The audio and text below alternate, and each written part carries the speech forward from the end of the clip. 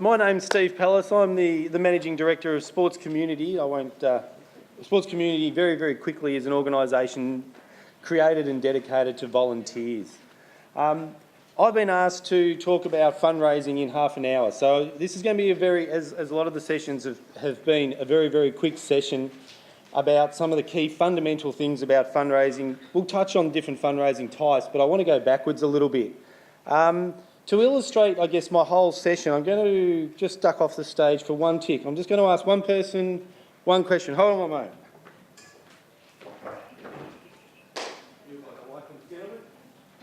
Can I borrow $100?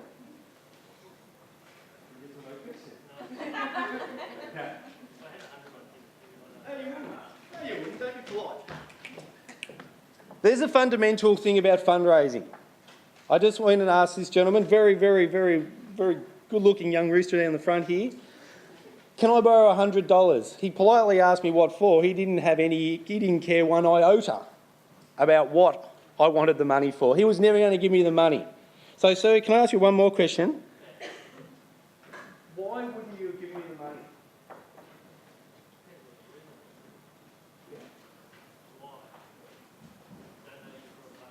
Don't know me from a bar of soap. Because one thing you take out of this session today, it's the fundamental thing about fundraising is relationships. Okay? It doesn't matter, and I'll get back behind the microphone, it doesn't matter what you're fundraising for, whether it's a sponsorship, whether it's a membership, whether it's to come to an event, whether it's to sell a raffle ticket. When you walk up to someone you don't know and you ask them for $100, $10, $5, their immediate response is no. Okay? So, okay, now, just a very quick question. Who's turned off their phones? Rightio. I want you to turn your phones back on because I want you to be using social media. Who uses social media in your clubs? Rightio. Cool. Great. Communication is the foundation of fundraising. Relationships is the basis of fundraising. So typically when people come to our fundraising sessions, and we run them all over the country, they're expecting a whole list of things that they're going to do, that they can do. And I have got my top 10 list in one of these pockets, which I'll share with you later on. But the most important thing is about creating that fundraising environment, okay? So one of the key things is to understand, A, why people get involved with clubs in the first place, right? And this is from Sports Commission research, so it's not something that we've made up or it's gut feel or anything like that. Obviously, it's to participate, but the next two are really crucial from a conceptual, when we're coming at it from a fundraising point of view. It's to socialise. So 48% of people that the Sports Commission found, 48% of people joined a sports club to socialise. Right? So from a fundraising perspective, that gives us an enormous amount of scope because they want to socialise. They want to do things. But most importantly, the most fundamental important thing is they wanted a place to belong to. Right? They want somewhere to belong to. Maslow's theory, it's a fundraising session, so why wouldn't we go into psychology? Maslow's hierarchy of needs. We've got food and shelter, security, and then we've got love and belonging as the most basic of human behaviours. That's the most basic of human needs. So as fundraisers, right, we can use this to our advantage, right? We can use this to our advantage. But what that means is actually that you're setting everything up for your fundraising activities all the time. And what do I mean? It's about building relationships with people. Excuse me. Now, typically clubs raise their funds from this group. Their players, their members, their supporters. Right? They're the people that come to the club all the time. But they're the same people that are buying the uniforms, paying the fees, paying the registration, paying the coaches, paying to the social events. We're hammering those people. Right? We're absolutely hammering those people. So what that means from a fundraising point of view is that it's really hard. It's really hard. You can only go back to those people so many times. They've only got so much money to give. okay? But if you can get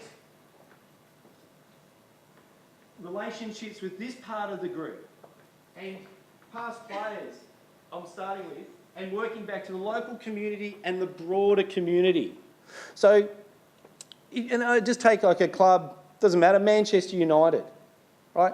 How many people in the room barrack for Manchester United?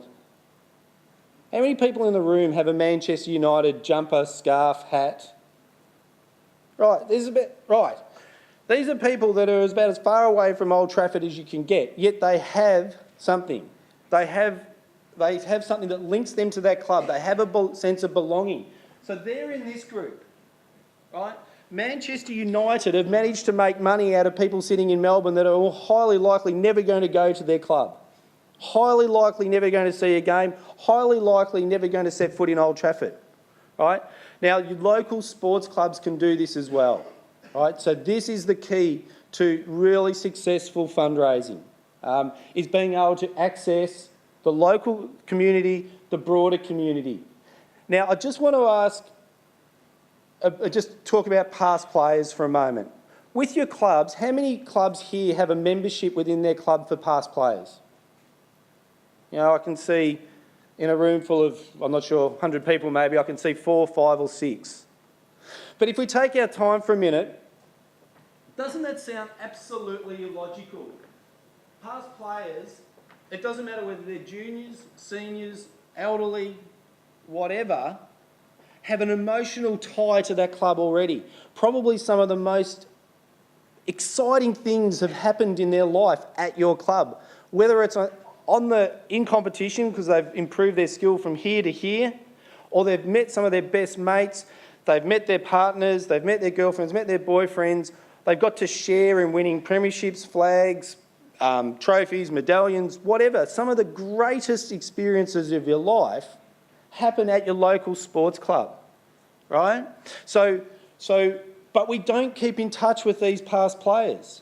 So you think about it, I haven't got much time, so take 5 seconds to think about the clubs that you've been involved in, right?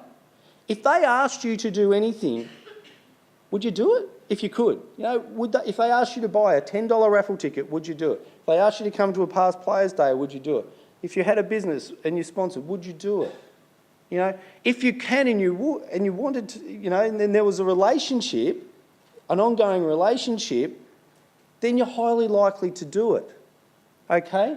So if you take one thing out of this session about fundraising, and we'll talk about all the different types and the fun stuff that you can have, but if you're talking about saving time by selling your tickets and making it easy to get sponsors and making it easy to get your events up and running and get people to come to your games and all that sort of stuff, because that's where the money is, then this is what you need to do. You need to get your communications out to these people and get them to have a strong sense of belonging with your club, okay?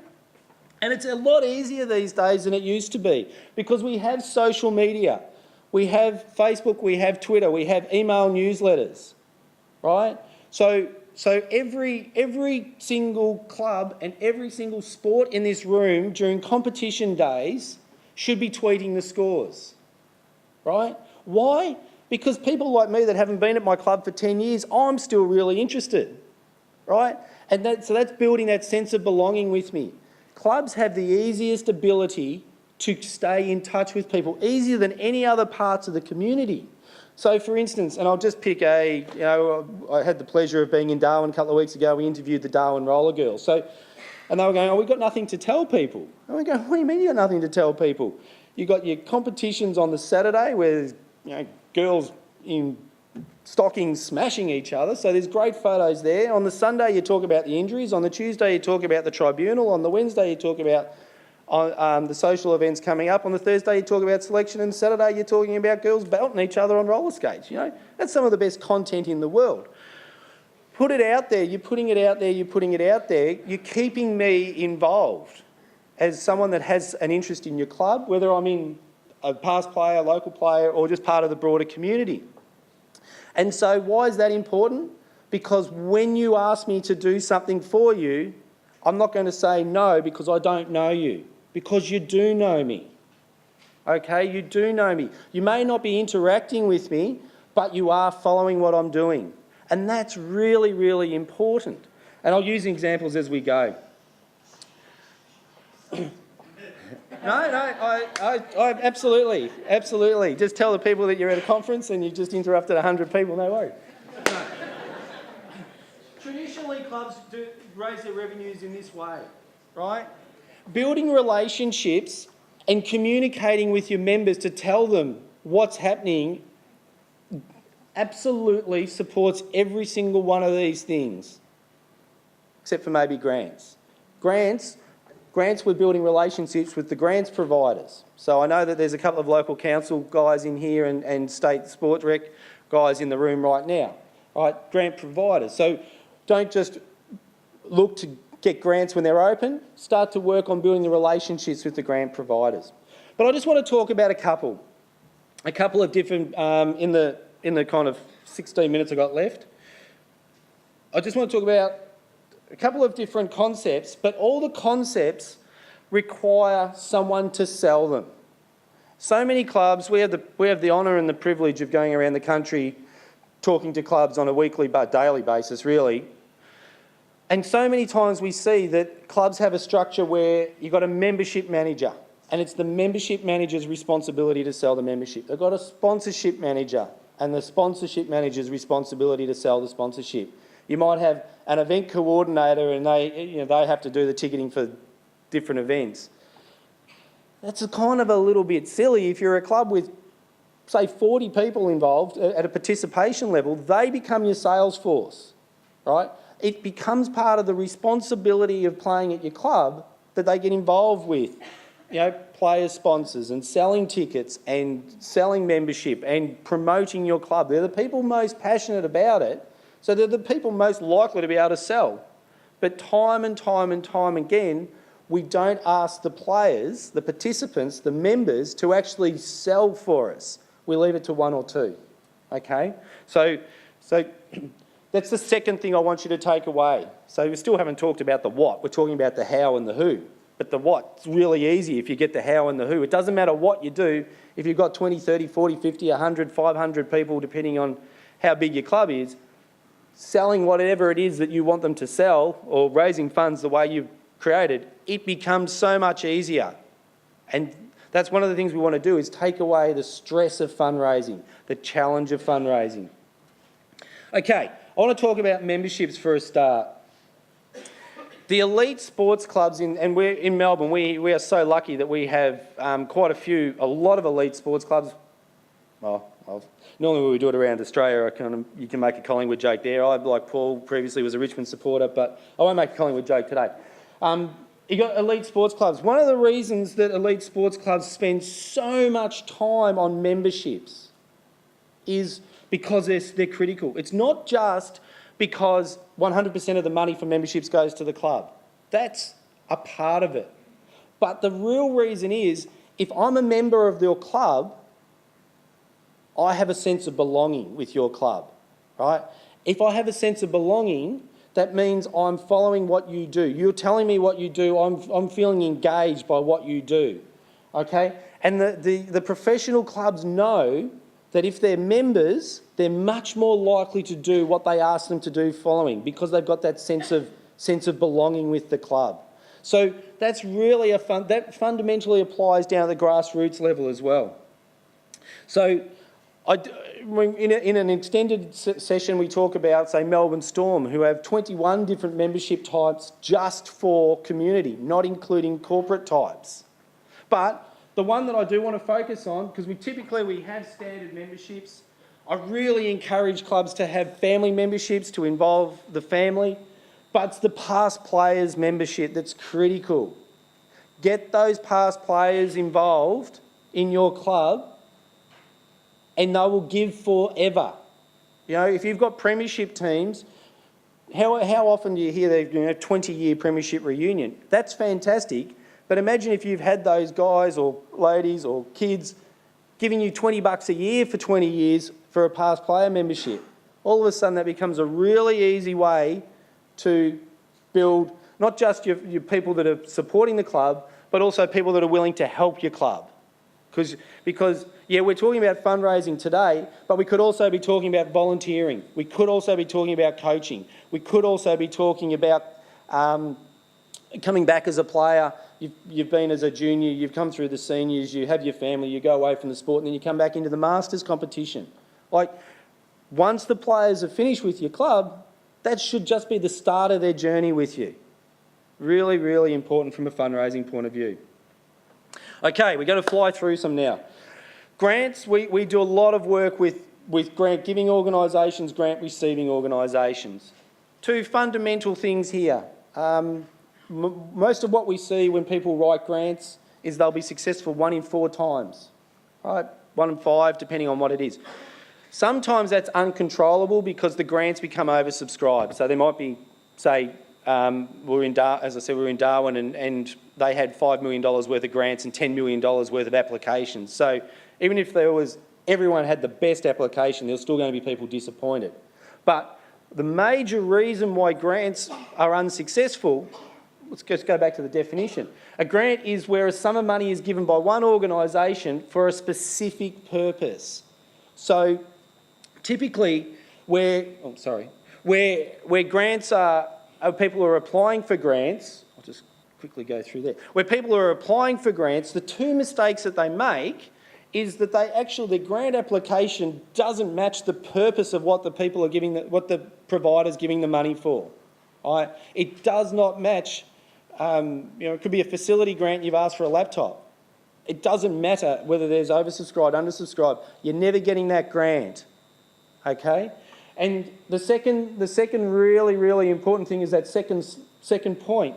You've got to meet the guidelines of the grant, right? So what our advice to clubs are when you're sitting down and writing grants is the grant that you're applying for, can you meet the purpose that they're giving the money for?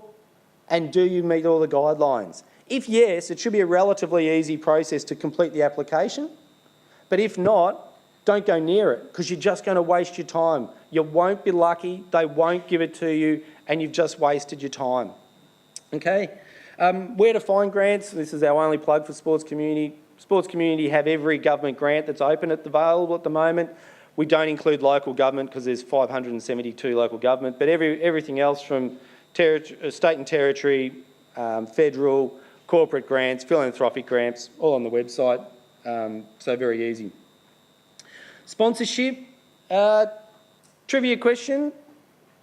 Who can name the longest running sports sponsorship in the world?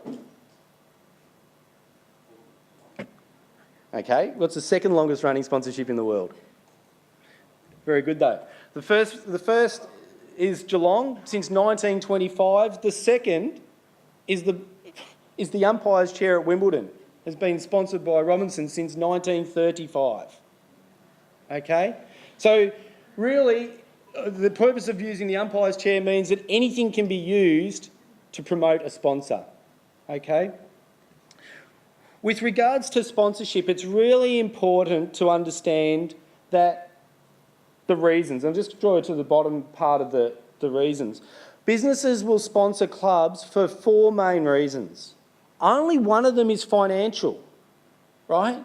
So if you've got a nice proposal, just a 1-page or 2-page document, gold, silver, bronze, sponsorship packages, we include A, B and C, and you walk down the main street of your town, right, and you invite people to be part of your club and your sponsorship.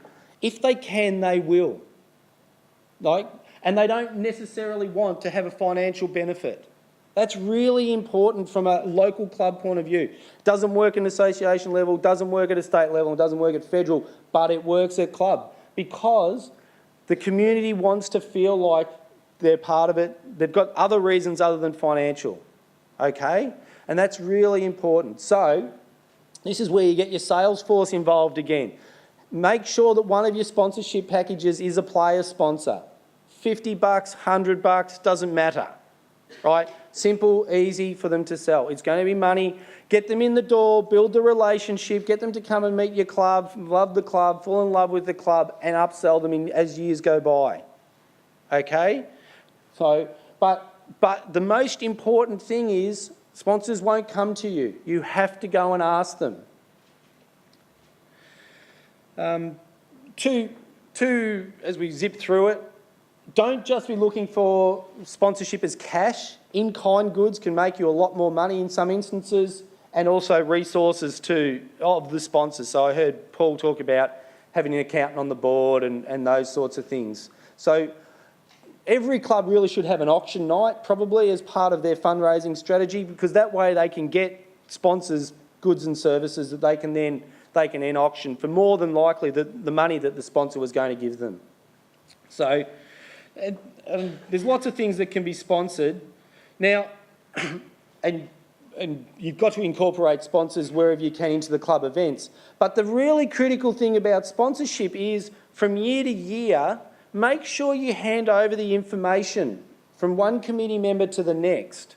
Like I cannot tell you how many times I've heard of a club where the sponsorship manager, the only way they can work out who the sponsors are is they walk to the middle of the oval, pen and paper, and walk down the names of the signs and the phone number. That's their sponsorship database, right? So if your club's hasn't got a database of sponsors, then that's you're just making it ridiculously hard. There's no chance that you're going to be like Ford and have them sponsor that whole club ongoing for 80 years or whatever it is, 190 years, sorry, because you're just not going to go back and ask them because you don't know that they were the sponsor, right? So that's one of the most critical thing about sponsorship. Go back and know who your previous sponsors are and what they are able to give you, and go back and ask them.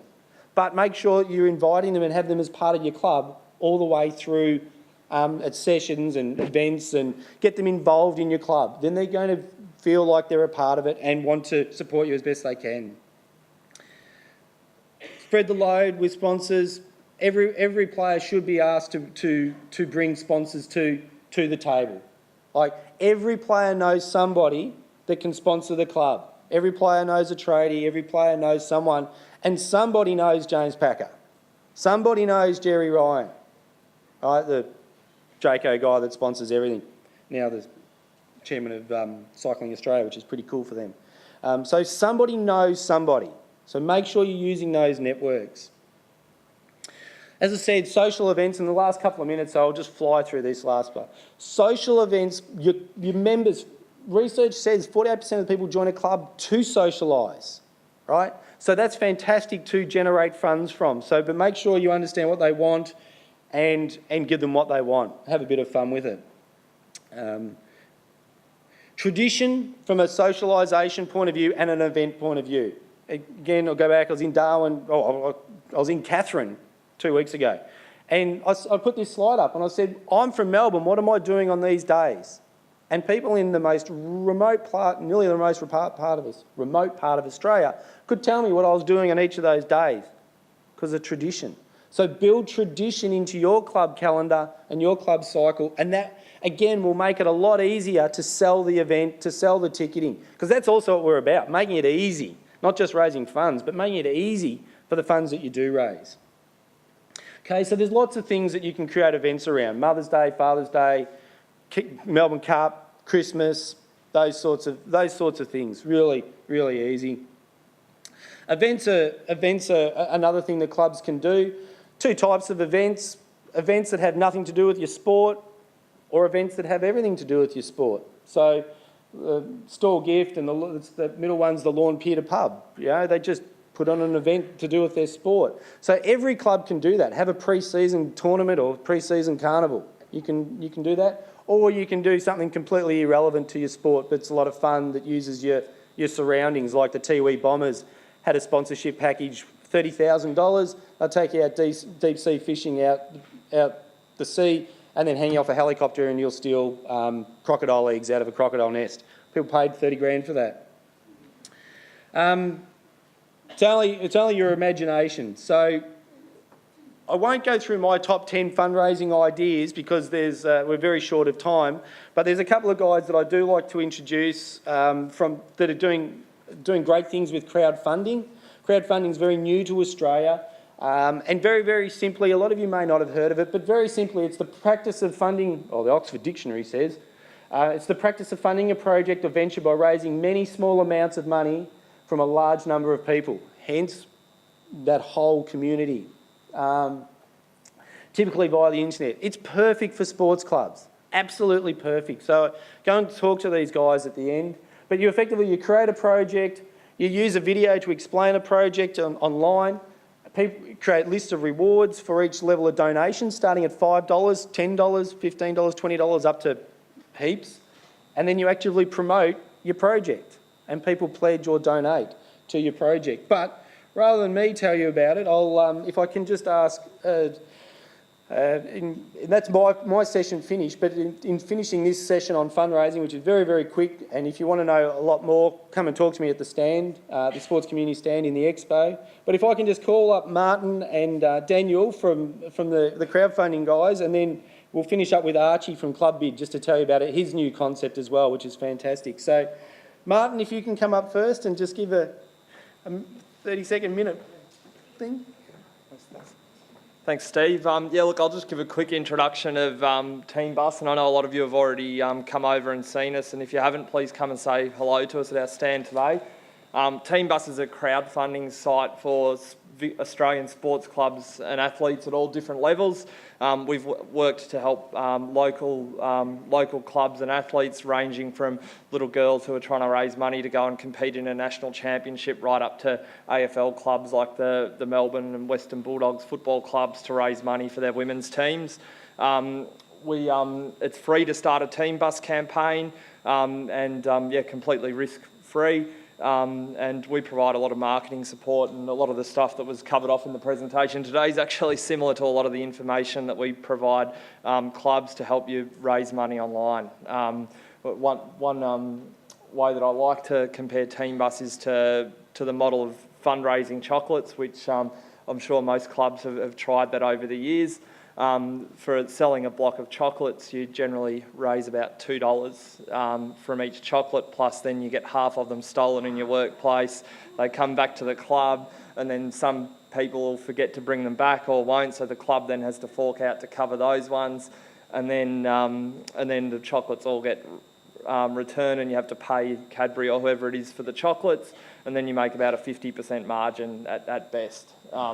With Team Bus, the most common donation amount is $50, and it also provides a platform and a page that you can send out to everyone in your community and collect amounts up to, well, the sky's the limit really, but for local clubs you can easily sell $500, $1,000 sponsorship packages on the same way, on the same page as you collect $25 donations from parents and friends and family members who don't have to worry about selling raffle tickets, because they can just send a Team Bus page out to everyone in their community and workplace. So I think that's probably about time for me, so I better get off here. But yeah, come and visit us. We'd love to talk to you and yeah, help you with your fundraising. So thanks, guys. All right. Daniel from FanFlare. Once Archie's finished as well from Club Bid, I will give you my 10 favourite club fundraising ideas. Hi guys, well I'll be a little bit shorter than Martin, but yeah, I'm Daniel, I run FanFuel, and we are also a crowdfunding platform, and we're dedicated to sports. So we try to, engage a community of sports players, practitioners, people that are just engaged with sports, to always be in touch with these campaigns and be exposed to these campaigns. So if you're into crowdfunding, you want to get into it or build a campaign, come and talk to us. We're happy to, help you out through the whole process. We offer great services like video editing, filming, photography. We'll help you with your marketing strategy, like we saw it's very important, as well as building some interesting rewards to reward your donors. So we're in the bright green t-shirts, easy to identify us. We're also running a little bit of a promotion, so if you sign up with us today as just expressing your general interest, we'll bring down the fees that we charge in the end of a campaign, which are normally 10% to 5% on whatever you raise, and that's the only fees that we actually charge. So everything else is free, apart from services if you require them that we could talk through with you guys. So thank you very much. Cheers.